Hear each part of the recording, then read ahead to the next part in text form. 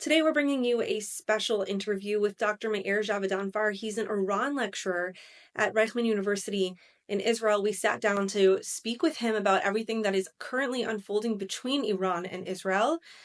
Here's what he told us.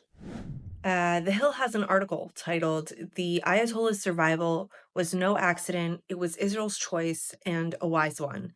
The article argues that Israel intentionally avoided targeting Iran's supreme leader, Ayatollah Khamenei, recognizing that leaving the clerical regime intact served its long-term strategic interests. And while military strikes weakened Iran's nuclear and regional capabilities, preserving the Ayatollahs allowed Israel to maintain a predictable adversary and avoid the unpredictable chaos of what an abrupt regime collapse would bring. There was also an assumption of who would take power in the event of a Khamenei's assassination and how that would cause big issues. Let's discuss that idea a bit. What do you think of all that? First and foremost, we don't know for sure that that Ayatollah Khamenei's son is going to be his successor. This has never been confirmed. It has rarely been hinted at. So we don't have enough information to know really who is going to succeed the supreme leader. Unlike Ayatollah Khamenei has not been preparing a successor. In Iran, 2 or 3 years before the death of Ayatollah Khomeini, we knew that it's going to be Ayatollah Montazeri. And then when Ayatollah Montazeri objected to the killing of more than at least 3,000 Iranian prisoners, he was removed and Ayatollah Khamenei was chosen as his replacement. But in Iran, it is for now popular assumption that Mujtaba Khamenei, the second eldest son of Ayatollah Khamenei, will replace him. And shifting focus a bit to a different aspect of this, the media now has a habit of not only comparing Israelis to Iranians and trying to make us sound extremist, but they're also painting many Iranians in the way that they do, basically just saying that they're scared for their lives and they just want to be left alone. They don't want to be another Gaza. They also don't want Israel's help to bring down the Ayatollah. Give us a real idea of sentiments coming from the people in Iran right now. People in Iran are panicking because they feel they're stuck in a war they did not choose. They have been against the Iranian regime's policies against Israel for many years.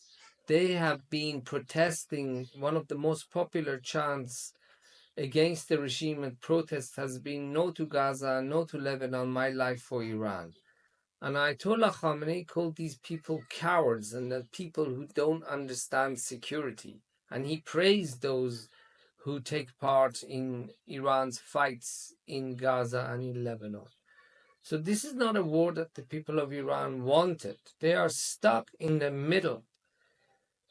At the same time, there is also great mistrust in the Iranian regime. People in Iran feel, okay, there is a war.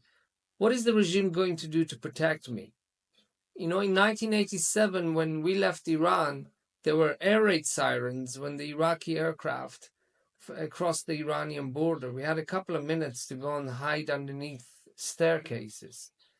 Fast forward to 2025, 36 years later, there is no air raid siren. They don't even have that. The Iranian regime has not even made bunkers. Not a single bunker for the Iranian people all these years. So people feel they're not protected. There's a war going on. It's got nothing to do with them, and they're helpless. There was someone to leave Tehran, but the roads are badly congested. They don't know where to go. There's not enough petrol. Petrol is being rationed. Some people are too old, too sick. How are they going to get out of this? But on the other hand, what can Israel do? Since 1991, okay, the Iranian regime has been paying different groups billions of dollars, has been paying Hamas, Islamic Jihad, Hezbollah tens of billions of dollars to kill Israeli citizens. Before October 7th, we lost more than 1,000 Israelis were killed and injured by Iranian sponsored suicide attacks by Hamas and Islamic Jihad on the streets of Tel Aviv and Jerusalem, on buses and in cafes. Then there was the biggest massacre of Jews after the Holocaust by Hamas on October 7th, which Ayatollah Khamenei praised. 2 days afterwards, while some of the bodies of the massacred were still warm, he said that the hands, the arms, and the forehead of the planners of this operation should be kissed. This is the same regime that has been sponsoring and paying Hamas. And then after October 7th, it continued to support Hamas and invited its leader Ismail Haniyeh to Tehran and treated him like a head of state. No country can live with a threat like this. No country can live with a threat like this. The population of the US is 20 times more than, let's just say any country, what's the population of the US? 300 million. It's 30 times more than Israel, okay? If Iran had killed 30,000, if Iranian militia had killed 30,000 Americans in a single day on October 7th, and then Iran's leader would have praised the mass murder and continued his support publicly for such an organization, there would have been war long before. I wish there would have been an avenue of diplomacy between Iran and Israel. Israel has tried to establish this, but the Iranian regime has only had one goal only, to kill Israelis, to support anyone who wants to kill Israelis. They left no room for negotiations between Iran and Israel. You can condemn Israeli politics. You can criticize Israeli politics. We do it. Many other countries do it. What you cannot do and have no right to do is to live in a country 1,500 kilometers away from our borders and to sponsor with billions of dollars the killing of our citizens, and then to mock the Holocaust, calling it a myth, and then organizing at least 2, if not 3, Holocaust cartoon competitions. They make fun of the Holocaust. And Ayatollah Khamenei praised the organizers of the last Holocaust cartoon competition. They write on the missiles in Hebrew, on their missiles, that Israel should be wiped off the face of the earth. And then they develop a nuclear program, which should be for civilian purposes. Every country has a right to have a nuclear program for civilian purposes, including Iran. Iran has a right to have nuclear energy and its own indigenous enrichment program, but the Iranian regime has weaponized that. It has weaponized it against the Israelis. It has worked on military aspects of this nuclear program before. It worked on a nuclear trigger system in Parchin. When you have a regime that says all these things, does all these things, and then it has a nuclear program, aspects of which it keeps secret, and then there are documents showing that in the past it has worked on a military program for its nuclear program, then Israel cannot live with this. Israel cannot live with this. Iran shut the doors on diplomacy long ago. Okay, so here's a follow-up question to that.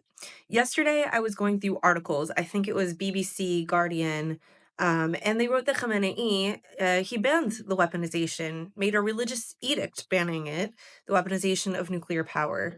And they used that as an argument against Israel. And I was thinking to myself, okay, even if that's true, they're clearly not following it.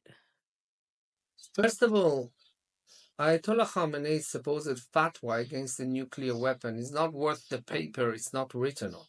I'm saying that because it's not even clear that that fatwa is written anywhere. Some people think it's an oral fatwa.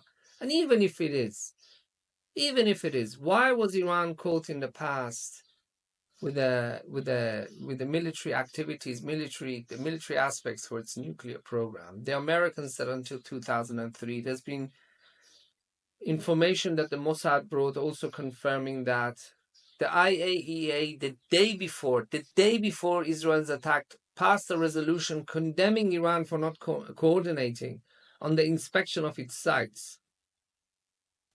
Why is Iran not cooperating if it has nothing to hide? If Ayatollah Khamenei's fatwa is something they believe in, and if it's true, then why are they not just cooperating? Why are they hiding? Why are they putting their enrichment sites inside a mountain? Is it retaliation like the media is saying? Retaliation from the US pulling out of the nuclear deal or pressuring them in some kind of way? President Trump made a mistake to leave the nuclear deal in 2018. That was a mistake. But what can also not be denied is that President Biden spent 4 years trying to get back to that nuclear deal. And what did Ayatollah Khamenei do? He said no, then he went and supported Russia against Ukraine. He sided openly. This was a choice that Iran's supreme leader made. Yes, Mr. Trump made a mistake, but this mistake could have been corrected. Ayatollah Khamenei had 4 years of Biden, who wanted to take a step-by-step approach back to the nuclear deal for both sides. But the Iranians said no. We are where we are. Look, there have been mistakes made, but for Iran to say that it's been the innocent party, the Iranian leadership to say that it's the innocent party, that is absolutely not true. Another aspect of this is who the media are choosing to feature on air. Why are the international media featuring regime mouthpieces to comment, like on Sky News, for instance? Is there a shortage of opposition voices? Do the media not realize who they're speaking to, and what effect does it have on Western understanding of the conflict? Look, the Islamic Republic wants to get the Iranian public behind it.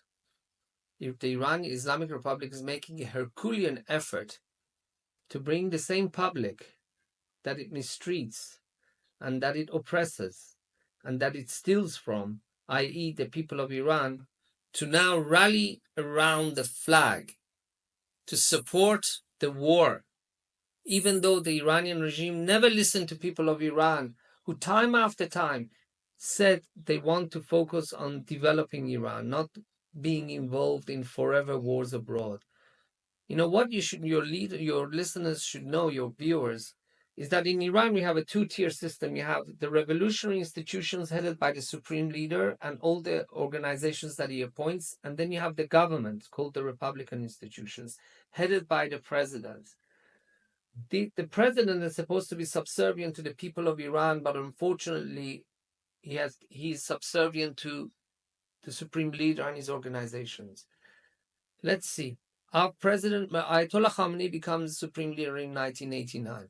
Rafsanjani becomes president in 1989. Rafsanjani, during the Madrid peace talks, he said, the Israelis and the Palestinians can reach whatever agreement they want, we will live with it. Khamenei torpedoed it by organizing a conference, inviting all the heads of the groups that are against peace, such as Hamas, Jihad Islami, and Hezbollah. Next, Khatami replaces Rafsanjani 8 years later. Khatami wants to focus on the development of Iran, improving relations with the outside world.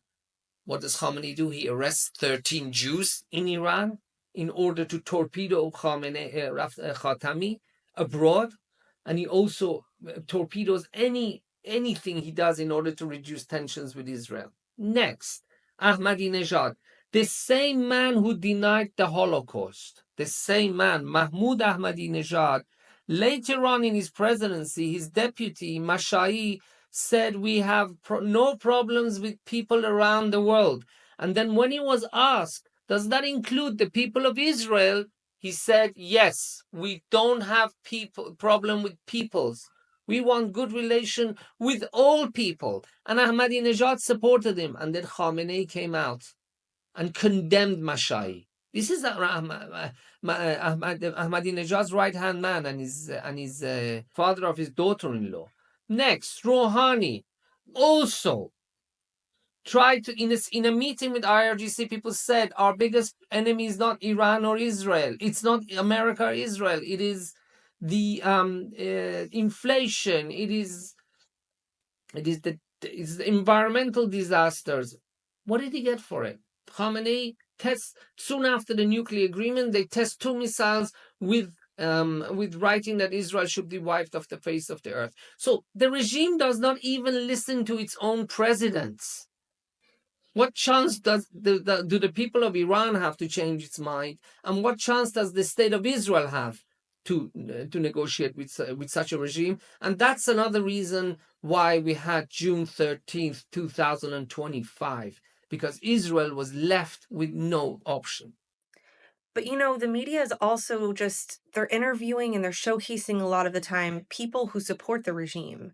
I've seen this time and time again over the last few days. I don't even know if they live outside of Iran, some of these people, but I'm just wondering, why don't they interview people like you or people who live in the US that left Iran or escaped Iran to talk about this kind of stuff? Why are they interviewing people who support the regime? Well, first and foremost, Hannah, there's a lot of Iranians who used to be Israel supporters before have turned against us now, which is natural. If you bomb someone's country, it doesn't matter.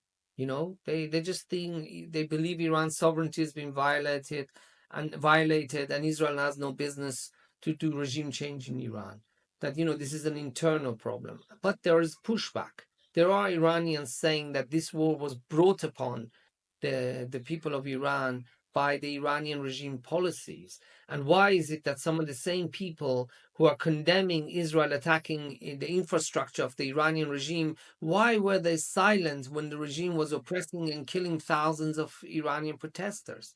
There's a big discussion going on within Iranian communities in the diaspora and also inside Iran. But to be honest, I think everybody's just trying to survive this war. People feel helpless. Iranians in diaspora, they can't even contact their parents because the internet is down. They got to call landline of their relatives sometimes or their neighbors. They haven't seen their parents. They can't go back to Iran. They're very, very emotional. And they want this war to stop, and they don't care who stops it. Just stop this war. That's their priority. In Israel is different. In Israel is different because, we have been living with this threat for more than 34 years, since 1991. So we have to find a way to stop this, but the people of Iran have different priorities and they just want the war to end now. I don't want to diminish their suffering under the regime, but is that why the people aren't making more of an effort to topple the regime on their own? Because probably at the end of the day, if the majority of the population is against the regime, theoretically, you would think, or any Western person would think, if they all just got up and had another revolution, wouldn't that help? Look, revolution is a very, if you're willing to get shot, raped, tortured, without anyone coming to your help in prison, you have no lawyer, you have nobody standing for your rights. And also when people just have to survive every day, it's difficult for us to imagine. We go to protest, we come home, we don't have anything to worry about. In Iran, it's not the same. People are very scared, and they just want to look. I go to protest because it doesn't undermine my ability to feed my family. In Iran, if you go to protest, you're not working, you don't have money. And when you live in a country where the inflation is 50% for food and 84% for housing, people are not left with a lot of choice. I don't think it's up to us to expect them. We would love to see the regime being overthrown, but it's difficult for people living in the West, in the comfort of the West, expecting people living in such an oppressive society to go out and just do a revolution. It's a very bloody business. People in the West, get extremely anxious if the police just stops them for traffic violations. Okay, and they live in a country where there's a law. They're entitled to a lawyer. Then you have the high courts. You have the different courts to protect you. In Iran, you have nothing.